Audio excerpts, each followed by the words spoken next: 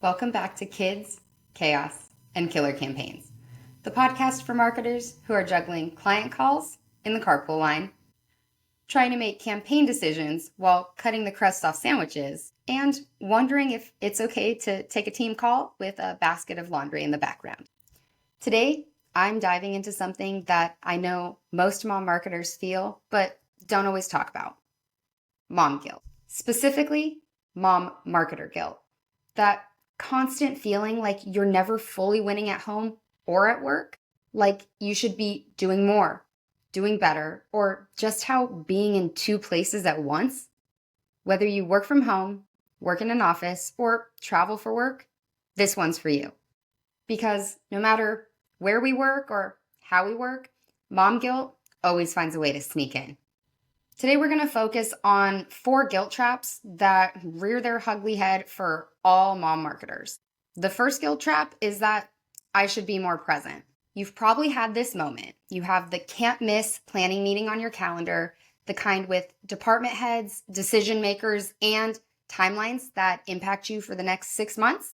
And just as you're getting ready to dial in, a note pops up from the school. Something like, kicking off our Earth Day celebration with a picture of smiling kids with their parents at the school right at that moment. Your heart sinks. You imagine your kid proudly holding up their recycled bottle robot or planting a little flower, scanning the crowd for you.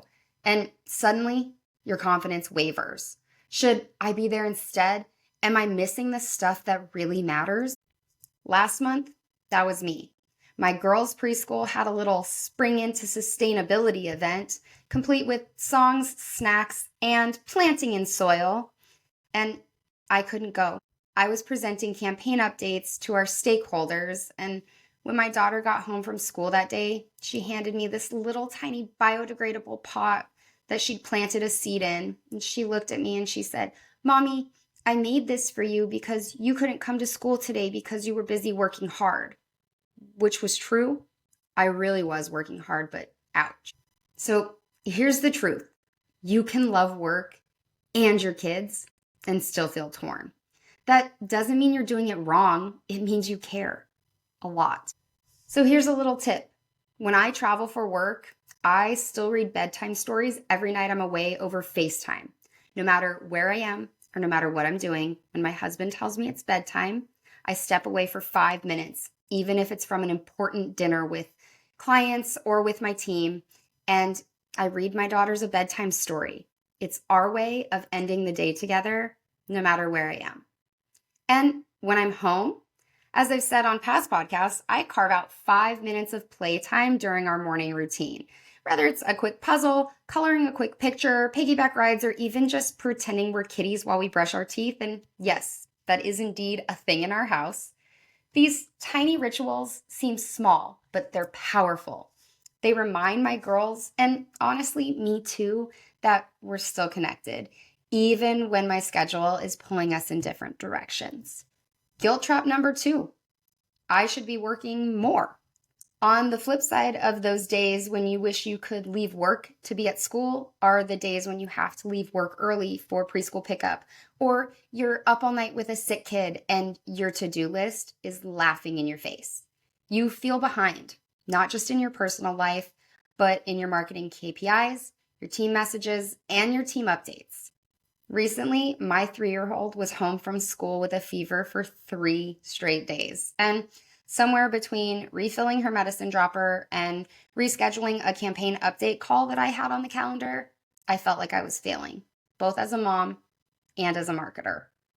I wasn't fully present for work or for her, and that guilt, it's heavy. But I'm learning slowly that showing up imperfectly still counts. A tip to get out of this guilt trap: set weekly priorities, not daily perfection. I use a system called 3 for me. 1 must do for work, 1 must do for home, and 1 must do for me each week. And that's it. Everything else outside of that list is a bonus, because we can't measure our value in perfectly polished marketing reports or in a spotless home. And we are actually allowed to slow down. Guilt trap number 3. I'm not giving my kids enough energy when we're together. That's the guilt that hits on those regular work days, the ones that start with drop off between 8:30 and 9 in the morning and don't end until I get to pick my girls up around 5. By that time, I want to soak up every second with them. I want to play, chase them around the yard, do sidewalk chalk, be the most fun and engaging mom in the world. But sometimes after a night of broken or little sleep, a full day of back-to-back work calls, and that looming task of getting dinner on the table for all of us, I'm too tired. And that's when the guilt creeps in. That voice that says, you haven't seen them all day. Shouldn't you be more present, more fun? It's that tug of war between being everything to everyone and realizing you're running on empty. It doesn't mean you're failing. It means you're human. A pro tip to beat that guilt: presence doesn't always have to be high energy. Some of our most connected moments happen when we slow down together, reading a book on the couch, coloring side by side at the table, or simply letting them help me stir the pasta or help me dress the salad for dinner. If you're low energy, try inviting your kids into what you're already doing. Folding laundry might not seem fun to you, and it might not be the same as a fun backyard adventure, but to them, it still feels like love. And guilt trap number 4, the I'm not doing enough anywhere. This one's the most insidious trap. The feeling that you're not succeeding at work or at home, that somehow you're always dropping the ball in both places. And doing it with your hair in a mussy bun and yesterday's mascara still smudged under your eyes. Have you ever had to sneak out of a team call to wipe a runny nose or referee a siblings argument? Then you try to jump back in like nothing happened. Yep, I've been there.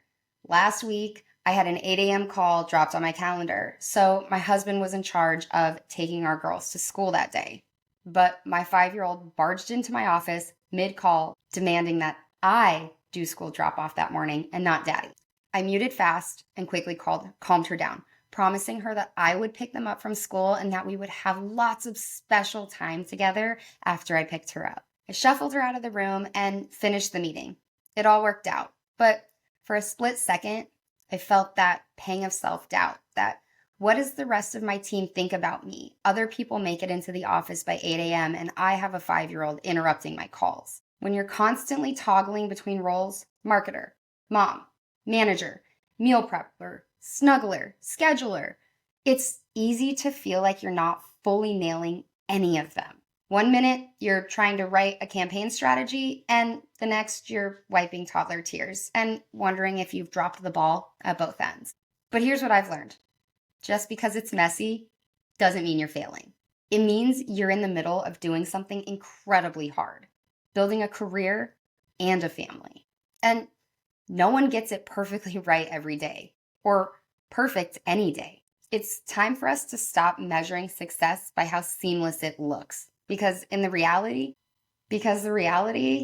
it's not seamless. It's toddler tears and a balancing act of chaos. And still, you're showing up. That counts, and that matters. The tip to combat the most insidious trap: rewrite your definition of success. Maybe success this week looks like a half-decent Q2 report and bedtime stories 3 out of 5 weeknights. Maybe it's remembering to shower and send that nurture email. You're doing more than enough, even when it doesn't feel like it. Here's the deal, mama. The guilt trap is real, but it's not the truth. It's just the echo chamber of impossible expectations.